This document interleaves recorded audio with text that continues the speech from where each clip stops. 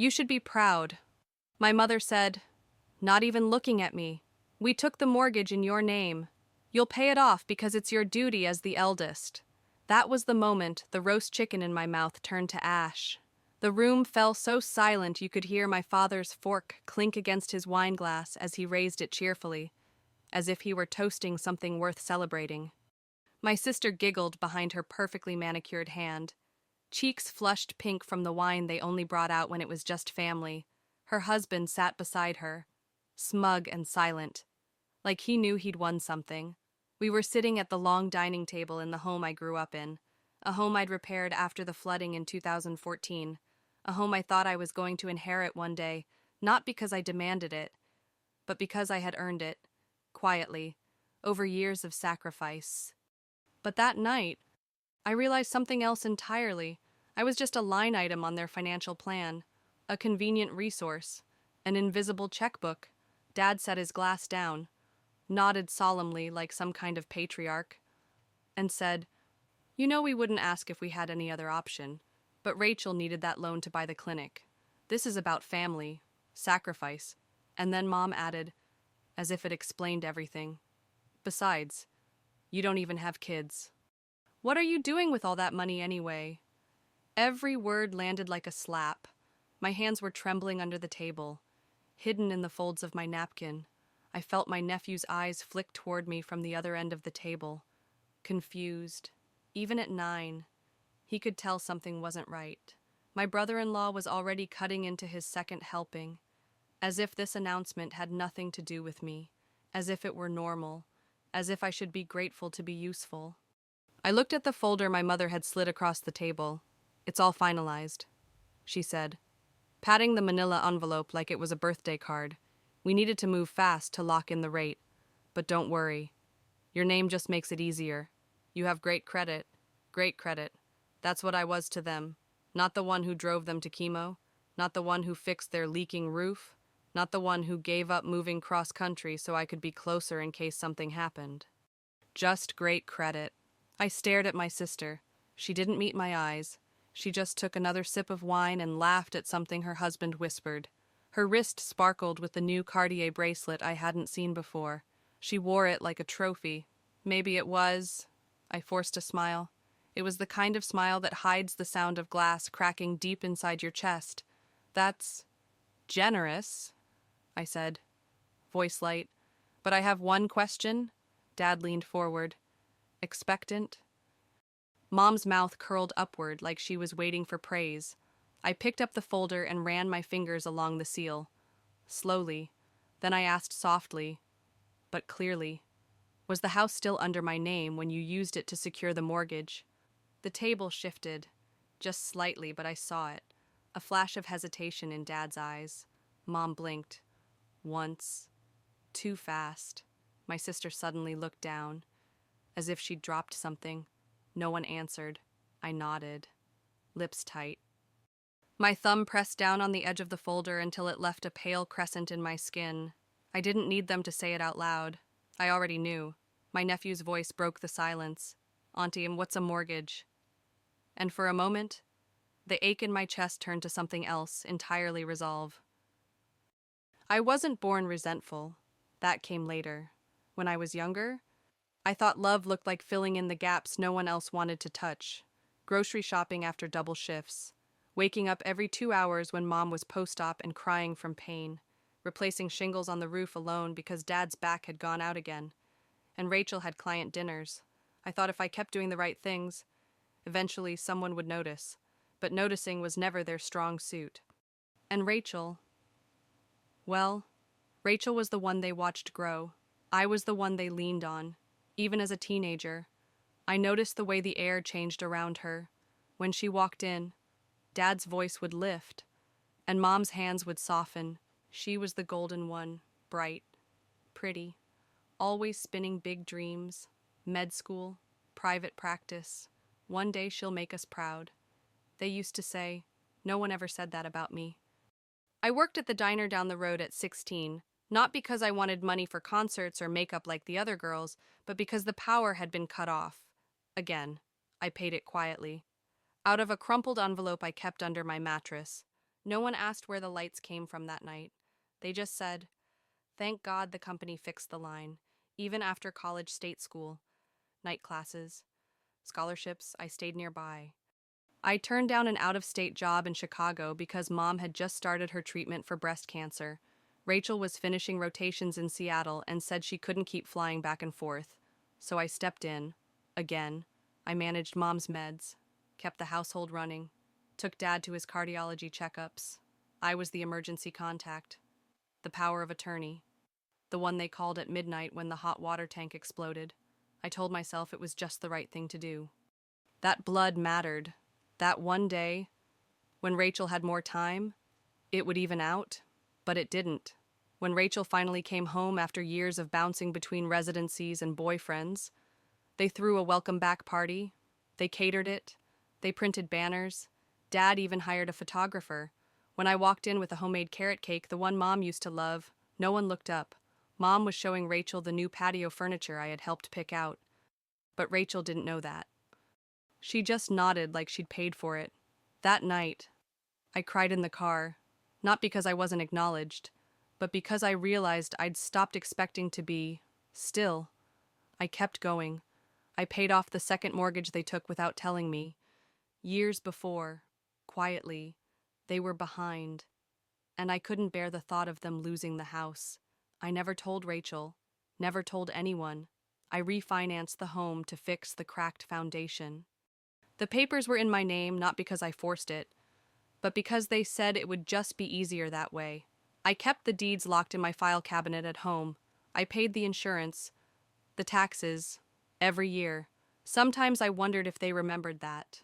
But every holiday, Rachel was the one they toasted. To Dr. Rachel, who's changing lives. Even when she showed up late, even when she forgot Mom's birthday or skipped Father's Day, I was the one who baked the cake, lit the candles, and washed the dishes after. The first time I let myself acknowledge the quiet sting of all that came during Christmas 5 years ago. I had bought them a new washer-dryer set. Paid in full. Rachel brought monogrammed towels. They opened hers first.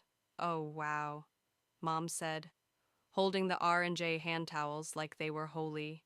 She always picks the classiest things. Dad clapped her shoulder. She gets that taste from her mother. Later, in the kitchen, Rachel looked at me over her glass of wine and said, "You don't mind, right? You've always been the practical one." I smiled, but it didn't reach my eyes, and inside, something began to shift. Still, a part of me clung to hope, that one day they'd turn to me and say, "We see you, we remember, thank you," but that never came. When Mom fell again last year and broke her hip, it was me who stayed overnight at the hospital, who argued with insurance reps, who installed grab bars around the house. Rachel visited twice, both times in heels. She called it being present emotionally. When Dad forgot to take his meds for 3 straight days, I drove across town to hand them to him. He said, "You're just like your mother, always worrying," then asked if Rachel would be free to help with his business taxes. The gap kept widening, and yet, somehow, I still wanted to believe I was part of them. So when that folder hit the table the night of the announcement, and they told me I would pay the $486,000 mortgage for my sister's clinic loan, I didn't just hear entitlement. I heard confirmation. That in their eyes. I wasn't family in the emotional sense. I was an asset, a resource, a utility to keep the golden child shining. But what they didn't know, what they had never thought to ask, was that I had kept copies of the refinance documents, the loan agreements, the title transfer from 7 years ago. I wasn't just the one paying. I was the one holding the strings, and I had been silent long enough.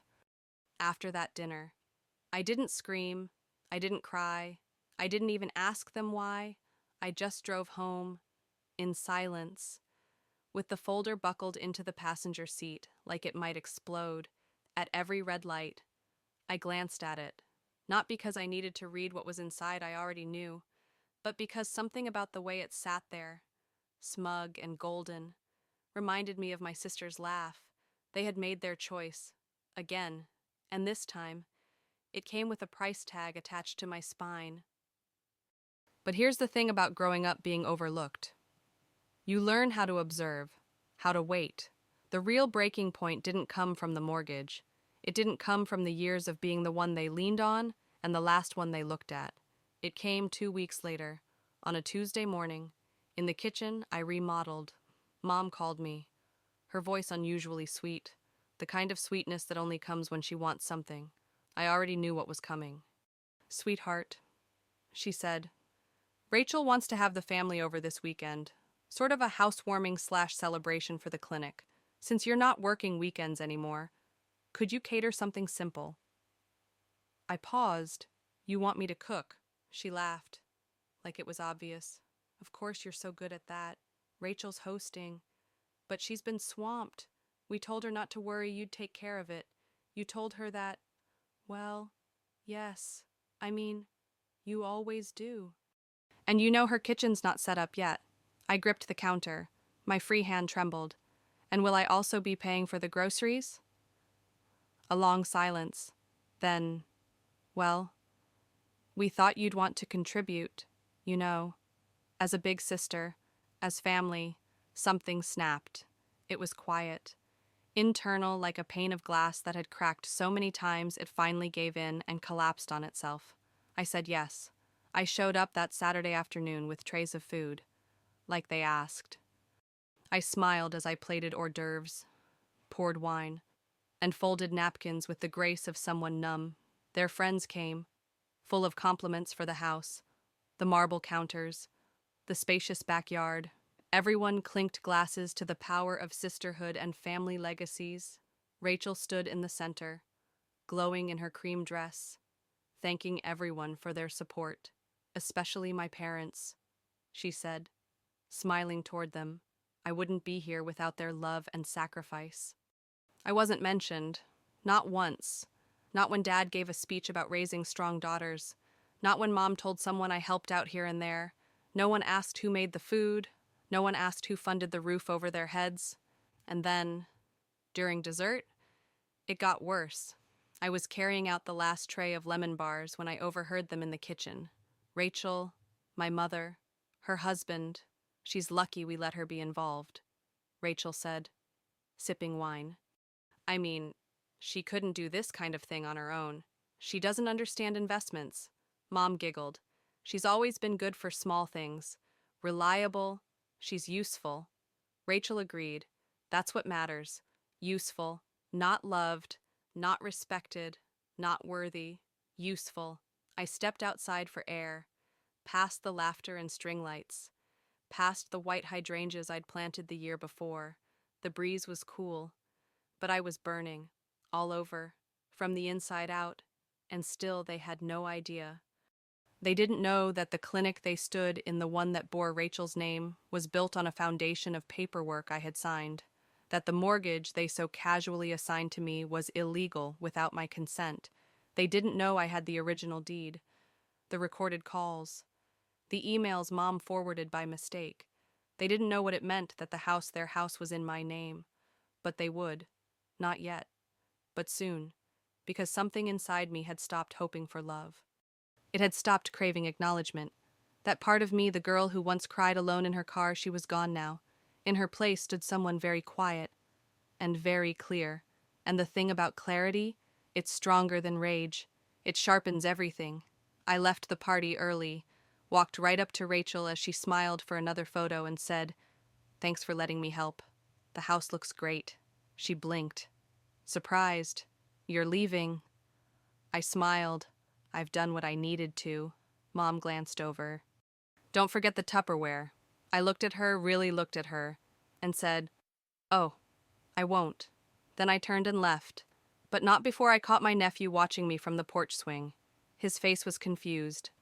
Then, almost sad, he waved, gently, and I waved back. It was a goodbye, not just from the party, but from a role I'd played for too long, from being the one who carried their weight without asking for thanks, from being the useful one. They thought I was quiet because I was weak. But they had mistaken silence for consent, and now I was done being quiet. Thanksgiving came fast that year. Rachel insisted on hosting. Of course she did. The invitations were typed and mailed, not texted, not emailed, mailed. She wanted it to feel formal, a new tradition, and by new tradition, she meant a curated photo op in her remodeled kitchen, under golden lighting, with a rented harpist and personalized name cards. She called it Gratitude Among Professionals. That was the theme. Mom called to ask if I'd be bringing a +1. I said no. She sighed loudly, then said, "Well, maybe dress up a bit. It's important that you look pulled together." Dad chimed in from the background. It's Rachel's big year. I hadn't said yes yet, but they never asked if I was coming, just assumed. And for once, they were right. I went, but I wasn't going to give thanks. I was going to give truth. I showed up a few minutes late on purpose. Not so late that it would be rude, but just enough for them to notice. The table was already full. Laughter spilled down the hallway like smoke. From the foyer, I could hear someone playing soft jazz on the harp. When I stepped in, Rachel greeted me with an air kiss and a condescending once-over. "You look comfortable," she said. "I am." I replied. I had worn navy, simple lines, hair pinned back, no jewelry except the antique watch Mom gave me when I paid off their second mortgage. The one she told me wasn't her style anymore. Everyone was there, my parents, beaming like proud statues. Rachel's in-laws, her husband, smug as ever, neighbors, her college friend who now ran a podcast on generational wealth, and at the head of the table, Rachel stood to make a toast. She tapped her glass delicately. "I just want to say how grateful I am for this home, for this year, for the clinic's success, for my parents who went above and beyond to help me get here." Claps, smiles. She continued, "And for my sister." She turned toward me then, who has always supported me, even from the sidelines. Even then, I didn't flinch. I just smiled, because it was time. I stood slowly, careful not to disturb the folded napkin in my lap. I'd actually like to say something. I said, "A hush." Forks paused midair. Someone shifted in their chair. Rachel's smile stiffened. Dad's brows lifted. Mom blinked. I walked over to the sideboard and picked up the folder I had brought with me, one that looked almost identical to the one they slid across the table weeks ago, except mine had tabs and a notarized seal. I laid it gently next to Rachel's wine glass.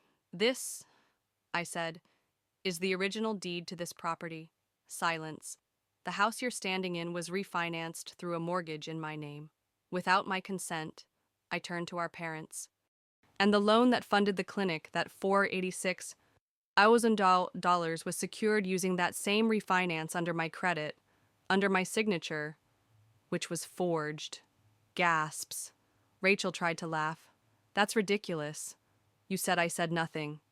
I cut her off, because I wanted to see how far you'd go. Mom's voice rose, shaky. "This isn't the place." "Isn't it?" I asked, turning to the guests. "Isn't this a gathering of family and friends? Isn't this the perfect moment to share what gratitude really looks like?" I held up the signed affidavit from my lawyer. "These documents show that I hold legal ownership of this house. It was never transferred properly. The title remains in my name. The renovations paid through my insurance. The taxes filed under my ID. Rachel's husband stood now. You're trying to embarrass her." "No," I said. "I'm trying to unburden myself. There's a difference." I pulled out the last sheet, and this is a formal notice of property retrieval, effective immediately. This house reverts to my legal possession. You have 30 days to vacate. The room erupted.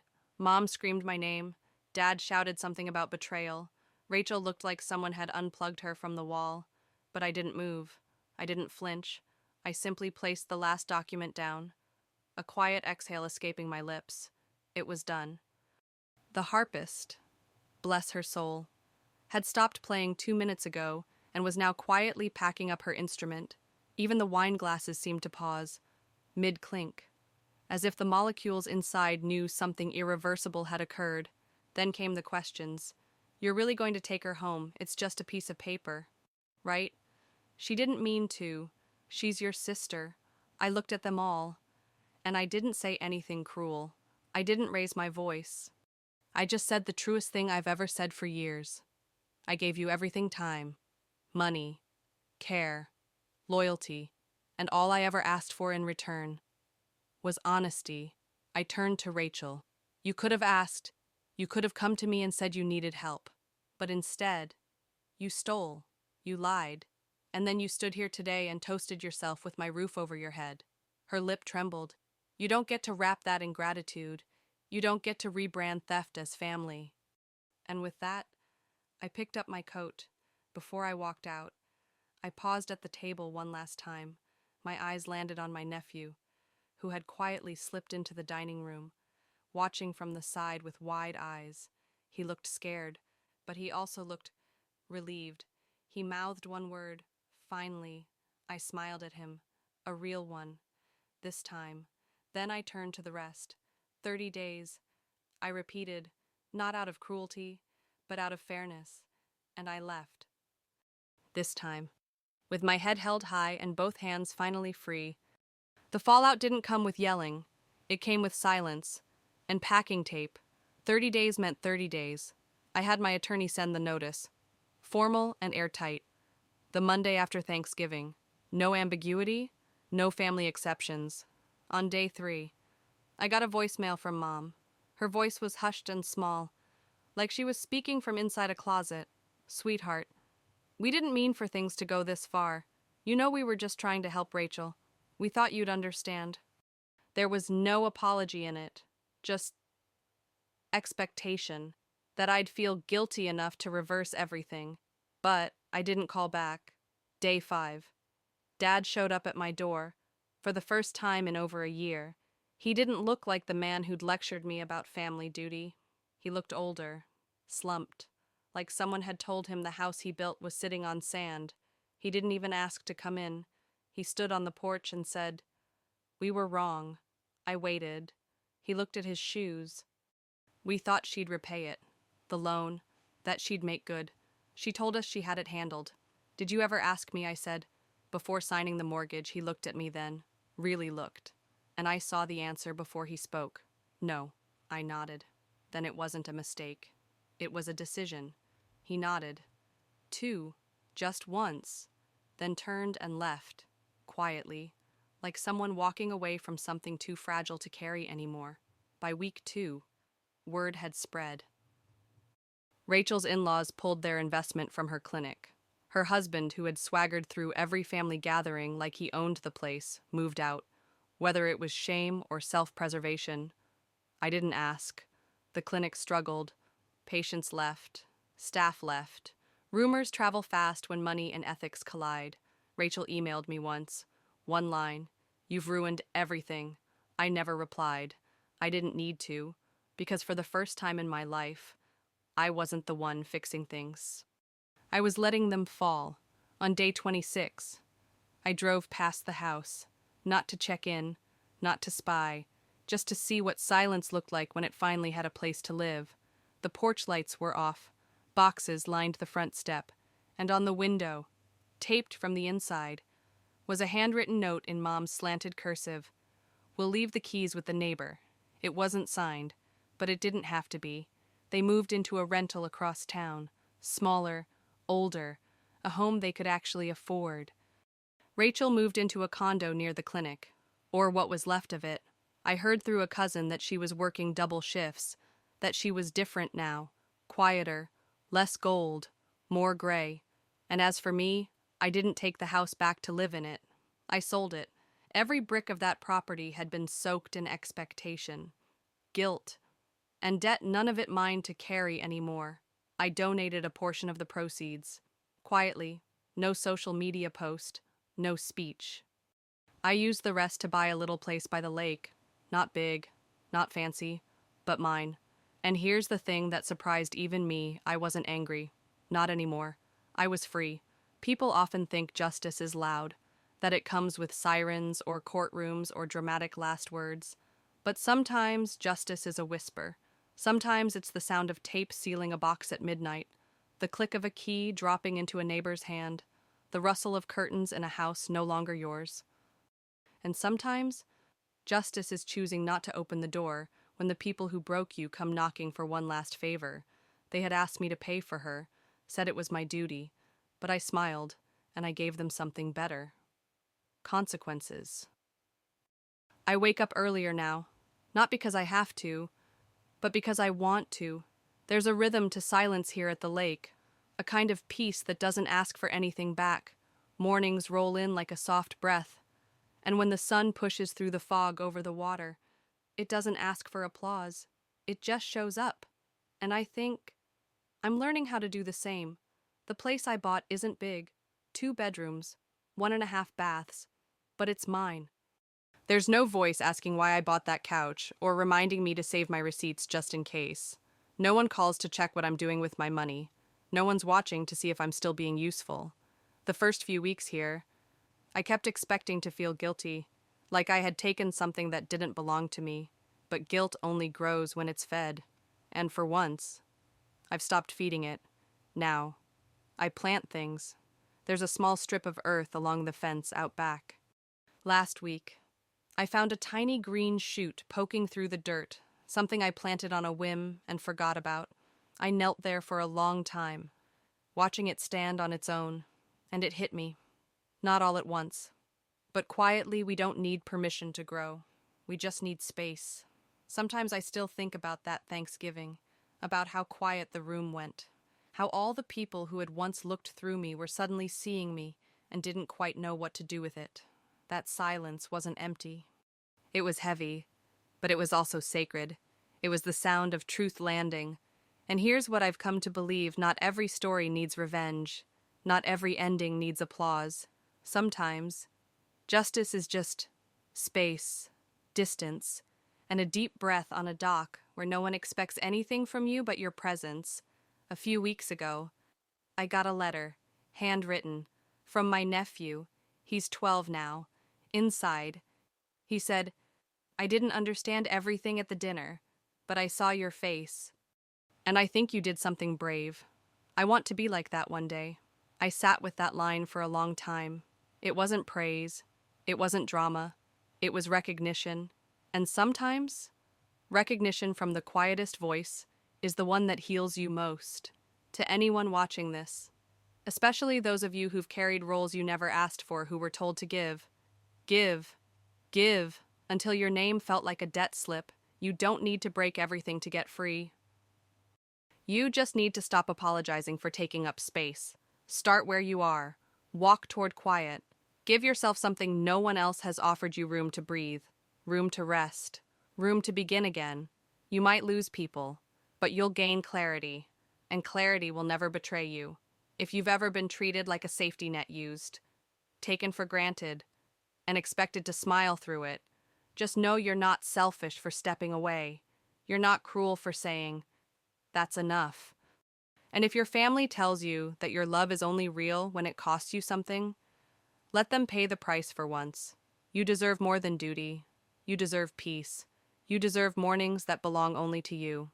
And if this story felt familiar, if it stirred something in your chest, I hope you'll leave a comment, share your truth, or maybe just a line. Like my nephews, I saw your face. I think you did something brave. And if someone in your life needs to hear this, send it to them. Sometimes a quiet story can plant something bigger than we expect. And if you'd like to stay for more stories like this about dignity, resilience, and starting over, you know where the subscribe button is. No pressure, just space.